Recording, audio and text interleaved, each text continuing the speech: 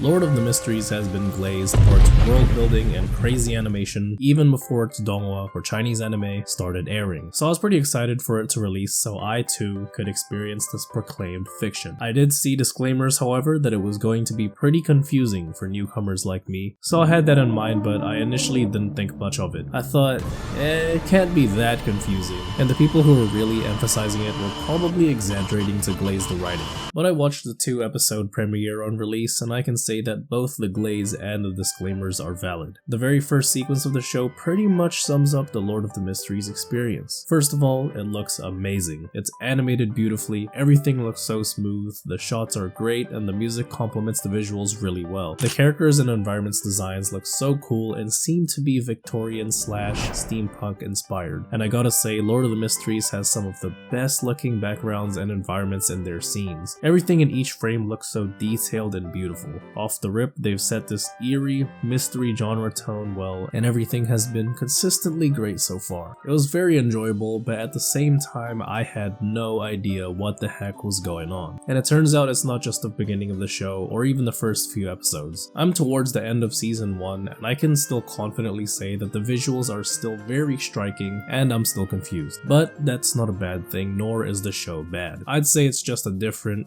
unique watching experience. The story follows our main character Klein Moretti, but Klein is not actually Klein. He's a guy from China named Zhou Mingri, sorry if I got that wrong, who tried to do a luck enhancement ritual but ended up transmigrating into a different world as Klein Moretti. Basically, he got isekai'd, and I'm gonna call him Klein from now on. This new world has hidden gods, secret societies, cosmic horror, and a unique and complex power system, which I'll explain. Basically, in this world, people can consume these magical potions that grant them special powers. People with these powers are called Beyonders. The powers mainly revolve around 22 pathways, which I like to think of as classes. So like mages, rogues, fighters, assassins, stuff like that, but 22 of them. Each pathway has 9 sequences that the Beyonders advance through, and I like to think of sequences as levels or tiers in the pathways, with sequence 9 being base level and the lower number sequences growing increasingly stronger up to the point of godlike powers. There are also divinations, rituals, Beyonder weapons, charms, and probably a whole lot more, but the main power system is the Beyonder pathways and sequences. We follow and learn with Klein as he navigates and survives in this new world, uncovering the many mysteries within it, including the truth behind his own transmigration. And yeah, that's pretty much what it's about. I probably didn't do it justice, but that's what it is, really dumbed down. And it's pretty overwhelming and confusing, but it's fun. Klein is very smart though, especially for an isekai character. He learns very quickly and adapts to his situations very well. One of my favorite examples is this one time he found himself in this mysterious gray fog while he was trying to do a ritual to try to return home, and he absolutely cooks here. So he accidentally summons 2 people, and they're confused, wondering where they are. They see Klein as this mysterious figure and assume that they're in the divine realm that Klein created. Klein, of course, is just as confused, but he ends up creating his own shrine just by thinking about it. Then he starts acting like he is some higher entity, and he made them address him as the Fool, so he just went straight to aura farming. And he uses this moment to gain information just by letting the 2 people he summoned speak. One of them, the girl, asks Klein what she should do to become a Beyonder. Klein, of course, at this moment doesn't know what the heck a Beyonder is, so oh no, what does he do? Does he fold? Nah bro, he straight up points to the other guy and he's like, this guy, he'll give you the perfect answer, acting like he's testing him. And the other guy believes Klein, so he did. He gave the perfect answer, and Klein also ended up learning about Beyonders. Now he's got this little club that he gathers every week to talk to and gain more info from. What a cool guy. But yeah, from what I've been seeing so far, and I've also heard before watching, the lore is very deep. The world building is also very intricate and apparently comparable to that of One Piece, which I haven't seen yet by the way, but I heard is good. And the power system is quite unique and detailed. It's overall very overwhelming and confusing, especially for newcomers, but it is called Lord of the Mysteries, not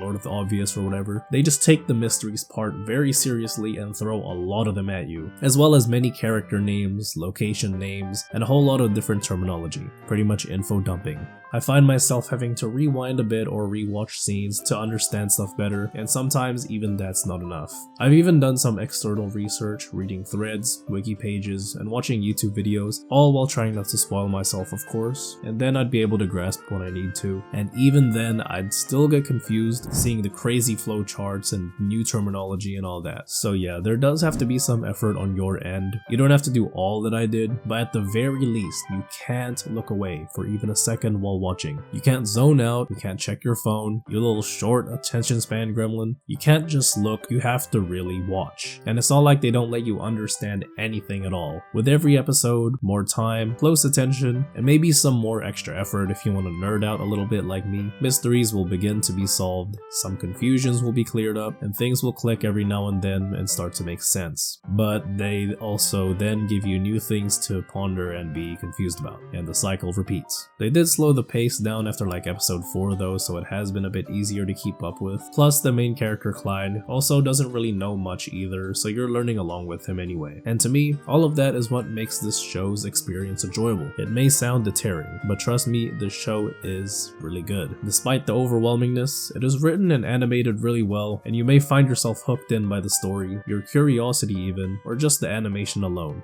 And look, the fact that I and a lot of people are keeping this invested, despite being confused most of the time, says something. You just have to enjoy the ride and trust the many great reviews that it'll all make sense and in the end be one of the greatest pieces of fiction ever made. I also saw somewhere that you don't have to memorize everything, you just have to understand, and everything will all come together and make sense in the end. But for now, you will be confused, but enjoy that. Also, don't feel embarrassed if you're confused watching this because the majority of people are too. And that's how it's written and how it's supposed to be anyway. And if the animation and your curiosity isn't enough to keep you invested and you want to drop it, that's very understandable. I'm saying this because there are some annoying ass Lord of the Glazers out there. I swear these people act like they're the smartest people on the planet and that they understand everything about this show, and they call people retards and hate on them if they don't understand it or for whatever reason don't like it. But in reality, they don't actually understand it like they say they do, especially if they didn't read the novel, because at this point in the story, the dots aren't even close to connecting yet. So don't even worry about it. But yeah, the show's pretty cool. I really recommend it.